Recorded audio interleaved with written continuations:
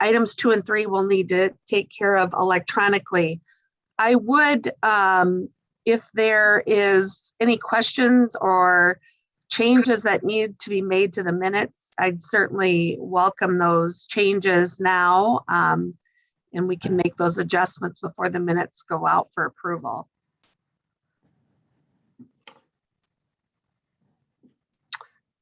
I'm hearing crickets, so I'm assuming the minutes look fine to the group. Let's move on to item 4. And Gunnar, I'm going to hand it over to you. Good morning, everyone. As you know, we're done with phase 1, done with phase 2, and we are in the hurry up and wait phase.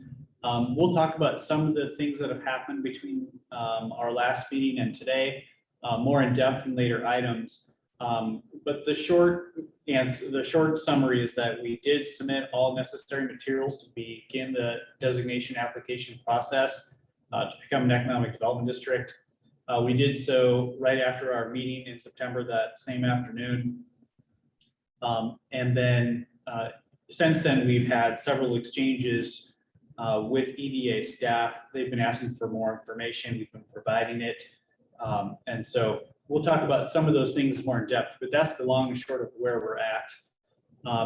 Similarly, we've had a couple more conversations with member jurisdictions about future membership, but we're still ironing out some of the details of what membership looks like.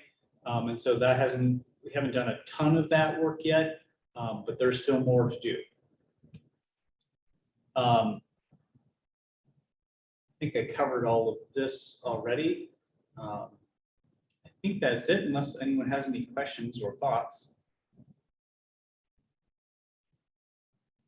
I did want to say thank you to everyone for giving me different areas of expertise. I didn't want to make that guesswork. That was something that the EDA asked us for. So I know several of you on the phone, I think all of you on the call, did offer some of those, including Curtis Brown, who's apparently a rocket scientist. In jest. Any questions?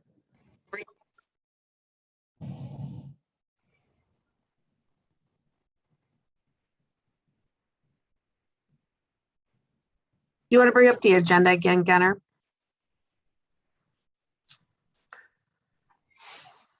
So the next item does require a vote, but again, we'll need to do that electronically. But Gunnar, could you hit the high points of the SEDS modifications?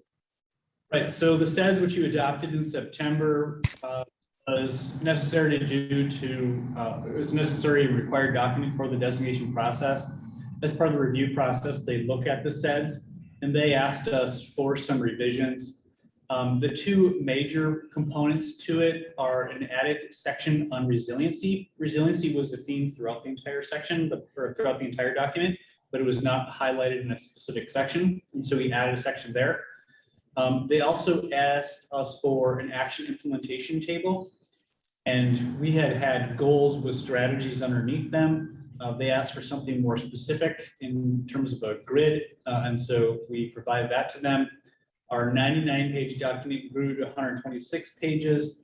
I think the spirit of it is largely the same, more words being more specific to explain it. I'll flip through these really quickly. These should have been included in your packet, so I won't go through them in too much depth, but they did create a section on resiliency.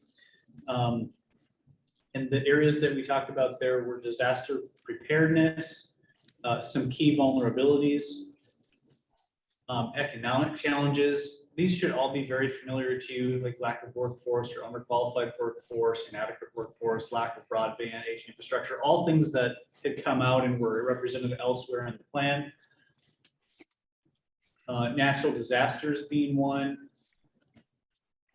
The pandemic, for example, was something else that they wanted us to highlight. And we're going to update this to note that future pandemics can happen too.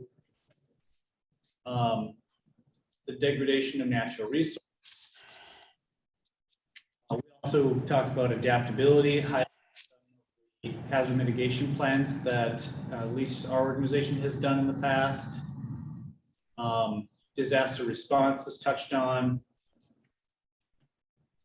And then something else that they want us to highlight was positive vision. And there are a lot of examples of a lot of your organizations, for example, doing work to help support the region having a positive vision of itself. So we highlighted a lot of those. And then we're getting into the action implementation plan, kind of highlighted the different areas of service that we see MIPA providing: core, support, and supplemental. Core services being those that are fundamental, what MIPA members will expect of us as just part of base support. And then support services. So if a MIPA jurisdiction wanted to have MIPA staff administer a grant, we could do that. There would be an extra cost that would come out of regular dues, but it would come out of the grant itself. So it wouldn't be fresh money from the local jurisdiction. And then finally, supplemental services or value adds. If there were services that jurisdictions wanted us to do that fell outside the scope of core services, we can negotiate those separately and add those on as needed. I'm not going to read through all of these, but this is the grid and highlights the goals, strategies, and all the tactics that fall under it, and identifies objectives, service level, agencies, funding source, goals, timeline, evaluation criteria. So I'm just going to flip through these, but you should have access to all of these to look at. And if you had any feedback on any of them, I'd be glad to take that. That gets us to the end of the SEDS update at any rate. I would gladly take any questions.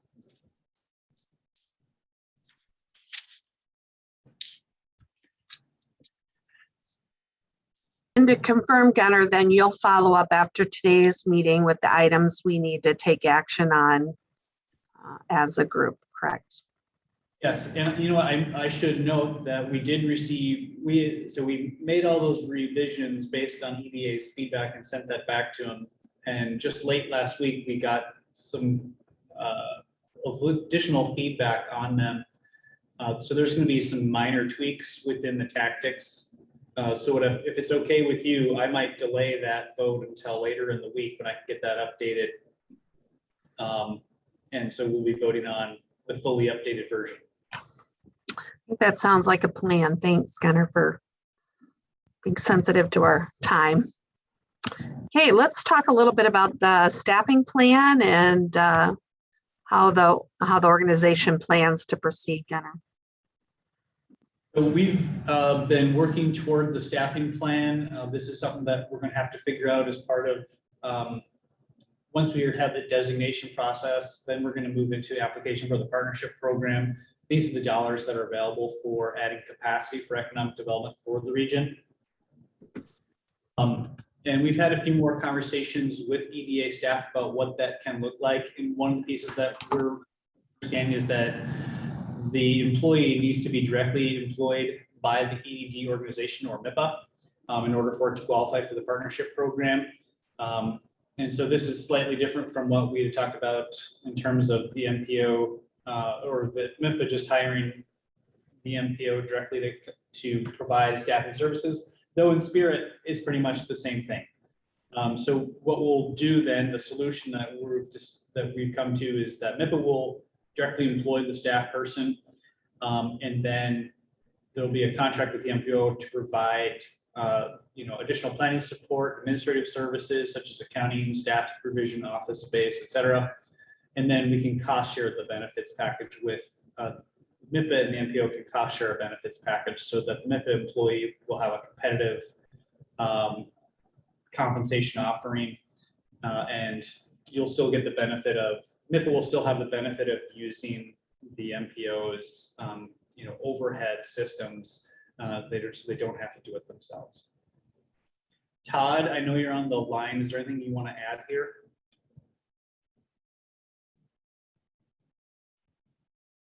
Sorry, was hitting the wrong button there. No, I think you covered it pretty well. You know, it changes the flavor a little bit, but not, as Gunnar said, not the intent on how we're proposing to move forward with staffing. And I think it still works, and we'll provide even potentially a little more direct accountability for the staff person to the board. So I think in the end, everybody gets what they need, and we can provide the back room support for MIPA on the payroll side.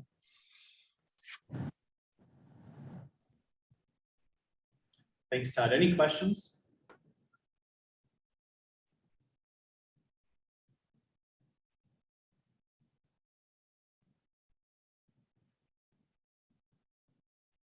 Okay, thank you. Okay, let's move to the next agenda item, Gunnar. And Andrew, would you be open to taking that one?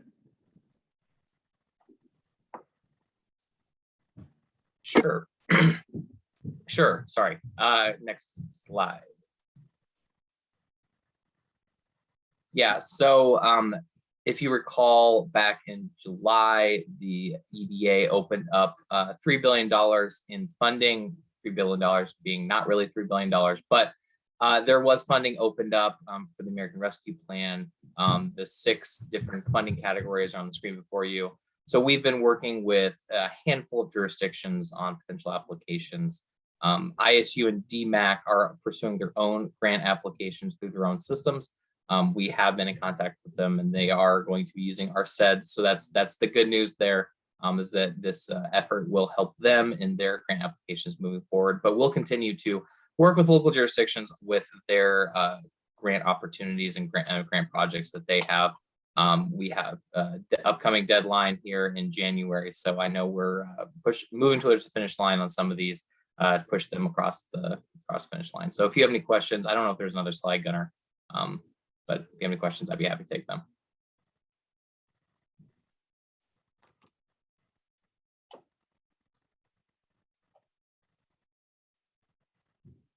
Okay, let's move to the next item.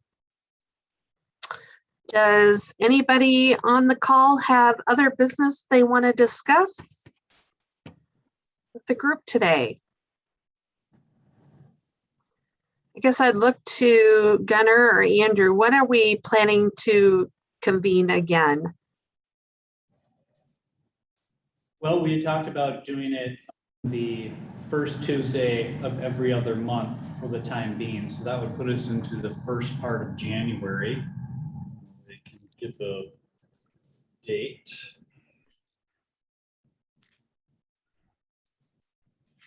January 4th.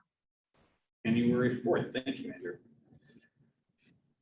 So unless we have any direction to the contrary, what I'll propose is that we can send out a calendar invite to get it on there. We can take care of some action electronically. And we can always postpone or cancel if there's something to discuss in January, but probably there will be at least enough to do an update. Sounds good. And then we'll look for an email by the end of the week to take care of the matters tied to today's business. So if we don't have anything else to discuss, I have one quick thing. I apologize. Sure, Andrew, we're ready to be done, and you jump in. Okay, go ahead. It will be very quick. So we are getting ready to start the process of figuring out membership for MIPA. And one of the things that we're going to do is we're going to be sending out information and letters to jurisdictions. And some of the jurisdictions that we'll be sending things to probably won't be the most aware of our activities today to date.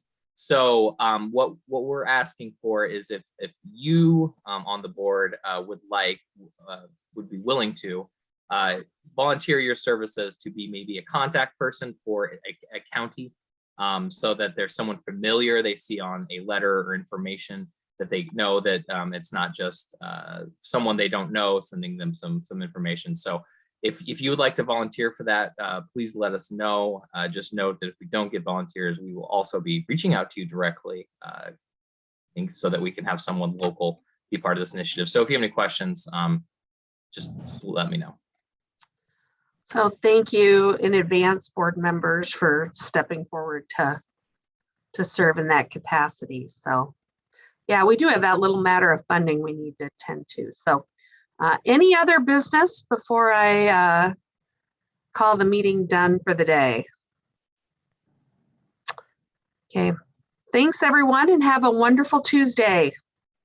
You too. Thank you. Bye now. Thank you. Thank you.